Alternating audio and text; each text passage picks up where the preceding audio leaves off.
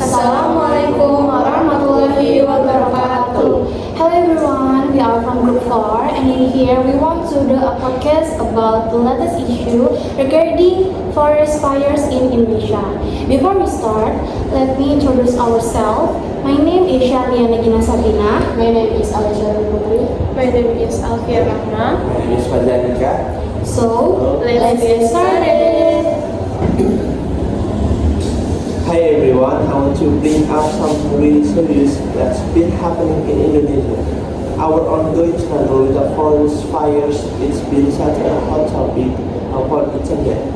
I know, Faiza, every year we hear about these fires and it's like we're stuck in cycle. I wonder, why does this keep happening? Isn't there a way to prevent it? Good question, Gina. The root cause often lies in land clearing practice. Farmers and big corporations use fire as a cheap method to clear land for plantations, especially for palm oil and rubber. That's true, but we can't just blame the farmers. Many of them don't have to the research for more sustainable method.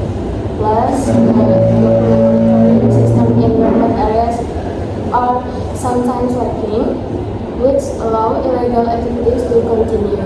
And let's not ignore the role of this climate change. The increasingly long dry seasons combined with rising temperatures make the forest more vulnerable once the fire starts. They're hard to stop, especially in the peatlands that burn underground. Peatlands are a major problem. I read somewhere that when they burn, they release tons of carbon dioxide, making global warming even worse. It's like a vicious cycle. Climate change causes fires, and the fires make climate change worse. Exactly, and the damage doesn't stop there. Have you seen how bad the air quality gets? It has spreads not just across Indonesia but even to neighboring countries like Malaysia and Singapore. Yes, and that has hazardous health impact. Millions of people develop respiratory illnesses, especially children and the elderly. Hospitals in affected areas get overwhelmed every time this happens. It's heartbreaking to think about economic losses are spreading to business closures, cancel flight, handicap, agricultural productivity, it all adds up. Not to mention the environmental damage. Thousands of hectares of forests are destroyed, and with them, the habitats of countless animals. Some species might never recover from this. True, Indonesia is home to so much biodiversity, including critically endangered species like orangutans, Sumatran tigers, and rhinos. These fires are pushing them closer to extinction. And let's not forget the indigenous communities. Many of them really on these forests for their livelihood, food, and even cultural practice. So, The fires disrupt their entire way of life. So, with all these issues, what can be done? Do you think there's a realistic solution to stop this? Well, for starters, striker law enforcement is crucial. The government needs to crack down on corporations and individuals involved in illegal burning.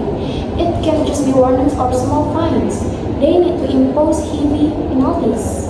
I agree, but enforcement alone is not enough. There should be investment in educating farmers about sustainable and land clearing methods. They need access to affordable, eco-friendly alternatives.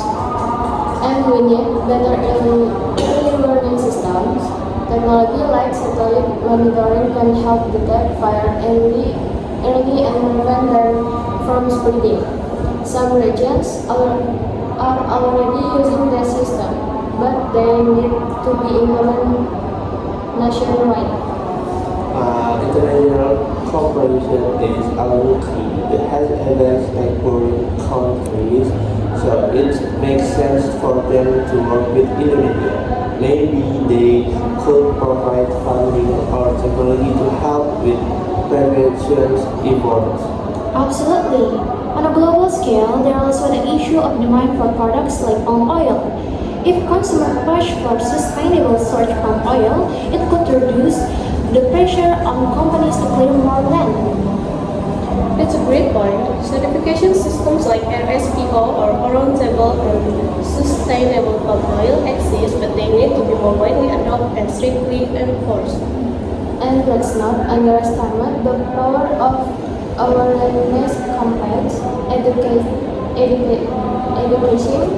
the public, both in Indonesia and globally, can create pressure for change. People not to know the long-term consequence of the fires. Agree. But I think change need to start at the policy level. The government must prioritize forest protection and allocate more resources to this issue. It's not just about solving a crisis, it's about entering our future. Well said, Faza. It's a complex problem, but if everyone from the government to corporation to individuals does their part, I believe we can make a difference. Let's hope so. These forests are not just Indonesia's, they are a treasure for the entire world.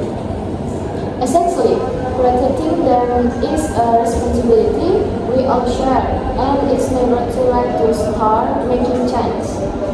Let's do what we can with it's spreading awareness, supporting sustainable products, are pushing for better policies. Small speeds can lead to big change. Maybe that's all from our group. Thank you for watching.